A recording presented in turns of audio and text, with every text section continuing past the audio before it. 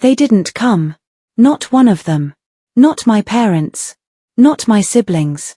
Not my cousins. Not even my favorite aunt. My son's 7th birthday passed. With empty chairs. Cold pizza. And unopened balloons. I kept checking my phone. No calls.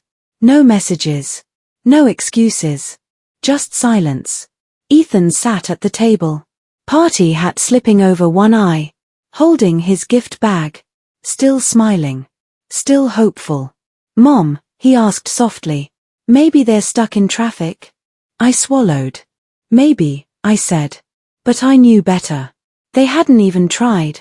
Because ever since I married outside the family, ever since I chose love over control, I became invisible. Disowned. Difficult. Ungrateful. That's what they called me. And my son paid the price. We sang happy birthday ourselves. 3 voices. Me. My husband. And Ethan. Clap. Clap. Clap. Too quiet. Too lonely. When he blew out the candles, he wished quietly. I pretended not to hear. But later, he told me. I wished Grandma would love me. That night, after he fell asleep, I cried in the bathroom. Silent. So no one would hear. So no one would feel guilty. Because they never did. The next morning, I woke up angry. Not screaming angry. Cold angry. Clear angry. The kind that makes decisions. I opened my phone. Went to the family group chat. 30 people. All busy. All loving. All supportive. Except when it mattered. I typed. Thanks for skipping Ethan's birthday. No reply. 5 minutes passed. 10. An hour. Nothing. Then I did something petty. Something small. Something symbolic. I opened my banking app. Selected send money. Recipient, my mother. Amount, $1. Message. For Ethan's birthday. Since you forgot. I stared at it. Then pressed send. Immediately, replies came. What is this? Are you mocking us? How dare you? My aunt wrote. You're so disrespectful. My brother added. You're poisoning your kid against us. I didn't respond. I muted the chat. 2 days later, I was folding laundry. Ethan was coloring at the table. My husband was at work. The doorbell rang. Once. Twice. Then knocking. Hard. Urgent. I frowned. We weren't expecting anyone. I opened the door. 2 police officers stood there. 1 man. 1 woman.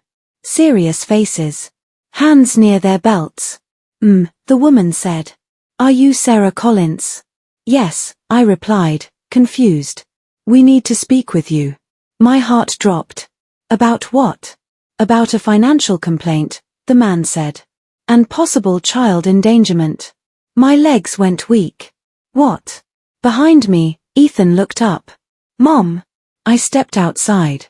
Closed the door. What is this about? I whispered. The officer held up a tablet. 2 days ago, she said. You sent $1 to your mother. Yes, I replied. So. She reported it, the officer continued. As harassment. And claimed you're financially unstable. And neglecting your child. I stared at her. She did what? The man nodded. She says you're mentally unstable, vindictive, and unable to provide. And that your son is at risk. My ears rang. My own mother. Called the police on me.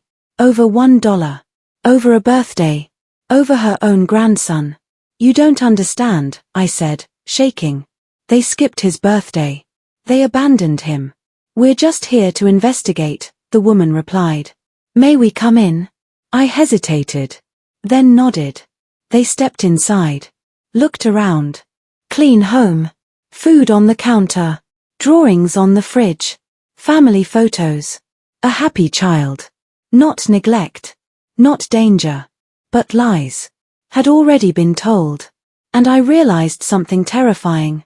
They weren't just ignoring us anymore. They were trying to take my son. And I was about to find out. How far they were willing to go. The officers stepped inside slowly. Not aggressively. Not accusing. Just observant. Their eyes moved over everything. The clean floor. The stocked fridge. The homework papers. The family photos taped to the wall. One picture caught their attention. Ethan and me at the park. Both laughing. Real laughter. Not staged. The woman officer smiled slightly. Nice picture, she said. Thank you, I replied quietly. She knelt beside Ethan. Hi buddy, she said gently. What are you drawing?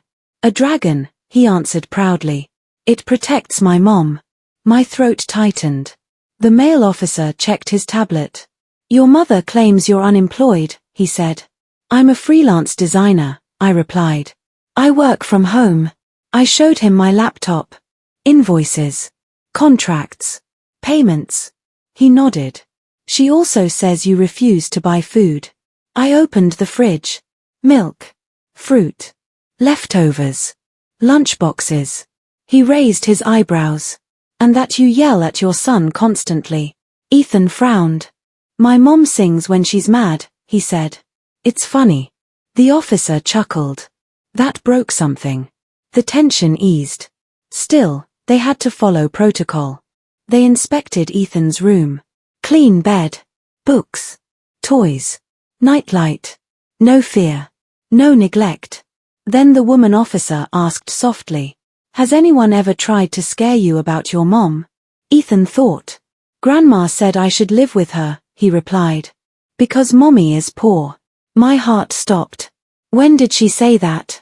I whispered. On the phone, he said. After my birthday. The officers exchanged looks. That mattered. A lot. Parental alienation.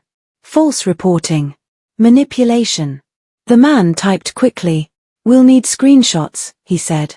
I handed over my phone. The group chat. The angry messages. The insults. The threats. The mocking. The guilt-tripping. All there. Time-stamped. Unedited. The woman sighed. This is concerning. She's using the system to punish you, she added quietly. Tears filled my eyes. I just wanted them to care, I whispered. I never wanted this. She touched my arm gently. You didn't cause this. Before leaving, the man said. We'll file this as an unfounded report. No evidence of neglect. However, my heart jumped. We will open a case, he continued, against your mother for false reporting and harassment. Relief crashed over me. But it wasn't over. That evening, my phone rang. Mom. I didn't answer. Voicemail. Her voice was cold. You embarrassed me, she snapped. The police laughed at me. This isn't finished. I stared at the screen. Hands shaking. She wasn't sorry. She was angry she failed. And I knew. Part 3 would decide whether she finally stopped. Or escalated.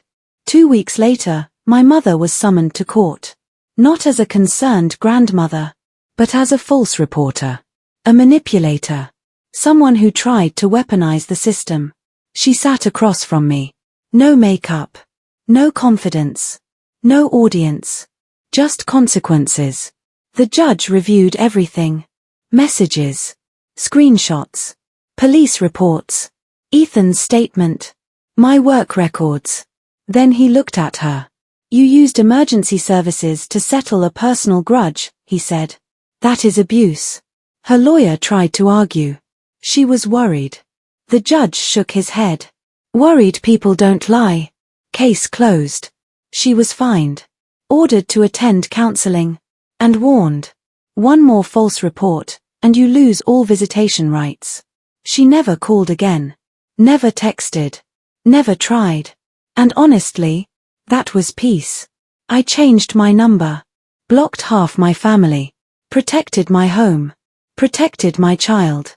Protected my heart. Ethan stopped asking why they didn't come. He stopped wishing for their love. Because he already had enough. From us. 1 year later, on his 8th birthday, the house was full. Friends. Neighbors. Classmates. Cake. Music. Laughter. No empty chairs. No waiting.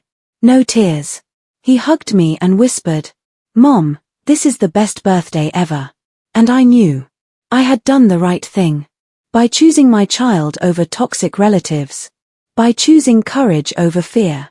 By choosing truth over silence. Glowing star moral of the story. Never let anyone use love as a weapon against you or your children.